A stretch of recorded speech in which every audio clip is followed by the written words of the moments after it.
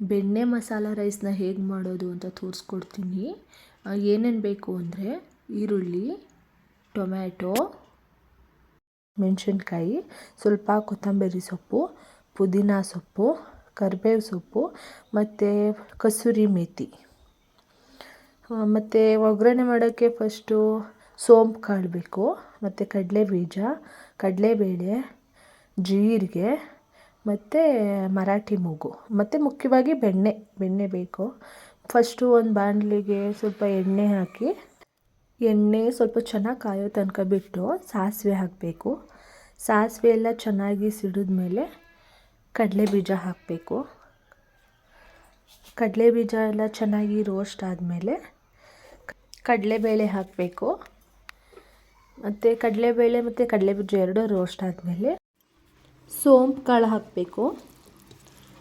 ಸೋಂಪು ಕಾಳೆಲ್ಲ ಚೆನ್ನಾಗಿ ಫ್ರೈ ಆದಮೇಲೆ ಮರಾಠಿ ಮೂಗು ಹಾಕಬೇಕು. ಒಂದು 3 ಹಾಕಿದ್ರೆ ಸಾಕು, ಅದರ ಟೇಸ್ಟ್ಗಷ್ಟೇ.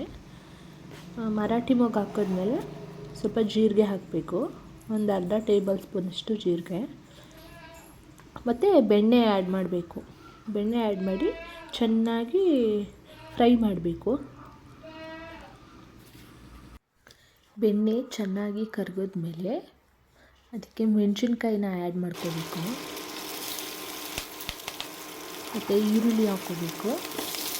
ಈರುಳ್ಳಿನೆಲ್ಲ ಹಾಕಿ ಮತ್ತು ಟೊಮ್ಯಾಟೊ ಹಾಕ್ಕೋಬೇಕು.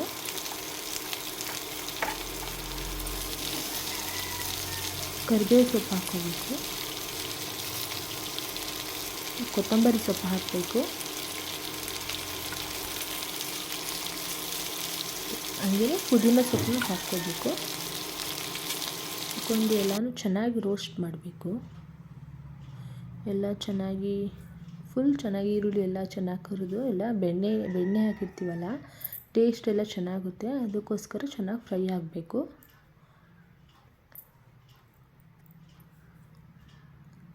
ಆಮೇಲೆ 1-2 ನಿಮಿಷ ಹಂಗೇ ಅದನ್ನ ಕ್ಲೋಸ್ ಮಾಡಿ ಇಟ್ಬಿಡೋಣ.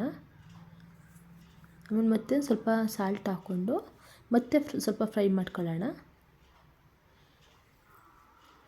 ಸಾಲ್ಟ್ ಹಾಕ್ಕೊಂಡು ಮತ್ತೆ ಸ್ವಲ್ಪ ಫ್ರೈ ಮಾಡಿದ್ರೆ ಇನ್ನೂ ಚೆನ್ನಾಗಿ ರೋಸ್ಟ್ ಆಗುತ್ತೆ ಅಂತ. ಎಲ್ಲ ಚೆನ್ನಾಗಿ ಫ್ರೈ ಆದಮೇಲೆ ಇವಾಗ ರುಚಿಗೆ ನಾವು ಎಷ್ಟು ಸಾಲ್ಟ್ ತಿಂತೀವಿ ಅದ್ರ ಮೇಲೆ ಡಿಪೆಂಡ್ ಆಗುತ್ತೆ. ಸಾಲ್ಟು ನಾವು ನೋಡ್ಕೊಂಡು ಹಾಕೋಬೇಕು.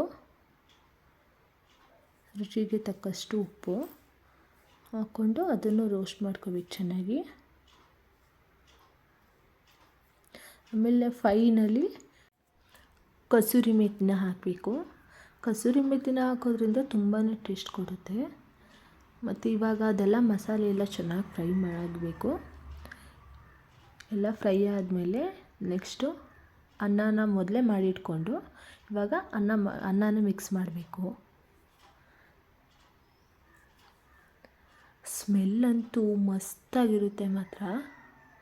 ಹಂಗೆ ಟೇಸ್ಟೂ ತುಂಬಾ ಚೆನ್ನಾಗಿರುತ್ತೆ. ಬೆಣ್ಣೆ ಎಲ್ಲ ಹಾಕಿ ಮಾಡಿರ್ತೀವಲ್ಲ ನೋಡಿ, ಇವಾಗ ಎಷ್ಟು ಚೆನ್ನಾಗಿ ರೆಡಿಯಾಗಿದೆ. ಟೇಸ್ಟು ಅಷ್ಟೇ ತುಂಬಾ ಚೆನ್ನಾಗಿರುತ್ತೆ. ನೀವು ಒಂದ್ಸರಿ ಟ್ರೈ ಮಾಡಿ ಹೇಗಿತ್ತು ಅಂತ ಕಮೆಂಟ್ ಮಾಡಿ. ಫಸ್ಟ್ ಟೈಮ್ ವಿಡಿಯೋ ಮಾಡ್ತಿರೋದು, ಪ್ಲೀಸ್ ದಯವಿಟ್ಟು ಸಪೋರ್ಟ್ ಮಾಡಿ, ಸಬ್ಸ್ಕ್ರೈಬ್ ಮಾಡ್ಕೊಳ್ಳಿ, ಮತ್ತು ಹೇಗಿತ್ತು ಅಂತ ಕಮೆಂಟ್ ಮಾಡಿ. ನೀವು ಮನೇಲಿ ಬೆಣ್ಣೆ ಇದ್ದರೆ ಟ್ರೈ ಮಾಡಿ, ಈ ಥರ ತುಂಬಾ ಚೆನ್ನಾಗಿರುತ್ತೆ. ಮತ್ತು ಫೈನಲಿ ನೋಡಿ ಹೀಗೆ ಬಂದಿದೆ. ನಾನು ಸ್ವಲ್ಪ ಟೇಸ್ಟ್ ಮಾಡಿ ನೋಡ್ತೀನಿ ಇವಾಗ. ವಾವ್, ಬೆಣ್ಣೆ ಹಾಕಿರೋದ್ರಿಂದ ಸಖತ್ತಾಗಿ ಬಂದಿದೆ ಮಾತ್ರ. Thank you.